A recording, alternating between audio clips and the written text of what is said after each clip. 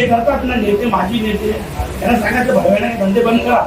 लोकांचं नुसतं तलतलाटने शाप नाही घ्यायचे. लोकांचे खोटे गुन्हे दाखल करून आज त्यांच्या परिवारावर त्यांच्यावर काय वेळ होते हे तुम्ही प्रत्यक्ष बघा. मग तुमच्या लक्षात येईल.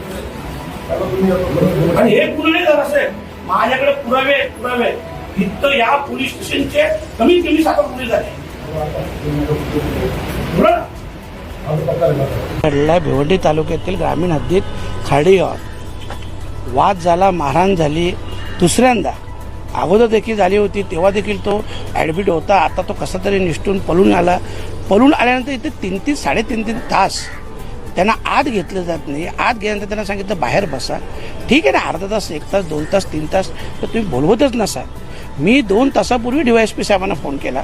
त्यांनाही सांगितलं कसं असा प्रकार घडलेला आहे. DYSP साहेब देखील बोलले की मी बोलतो म्हणून. आणि ही पहिली घटना नाही आहे. तालुका पोलीस स्टेशनमध्ये कमीत कमी आतापर्यंत 8 ते 10 गुन्हे, 307 सारखे गंभीर गुन्हे देखील, खोटे गुन्हे नोंदवले गेले. आणि काही खरे गुन्हे देखील त्या आरोपीने न अटक केल्यामुळे, त्यांच्यावर कारवाई न केल्यामुळं ते आरोपी मोकाट सोडले. हा जो काही प्रकार या पोलीस स्टेशनमध्ये चालतो, म्हणून आज मी त्यांना फक्त विनंती करण्यासाठी आलो की ह्यापुढं असं करू नका.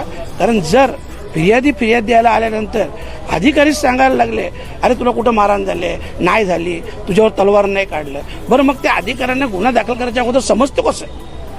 मग त्यांना नेमका कोणाचा फोन येतो? ह्या सगळ्या गोष्टी विचार करण्यासारख्या आहेत. परंतु ठीक आहे, म्हणून माझी त्यांना एक विनंती आहे की ह्यापुढं अशा प्रकारे कोणीही आरोपी असू दे, कोणीही कुठल्याही पक्षाचा आरोपी हा मोकाट सुटता कामा नये. त्याच्यावर कारवाई झाली पाहिजे.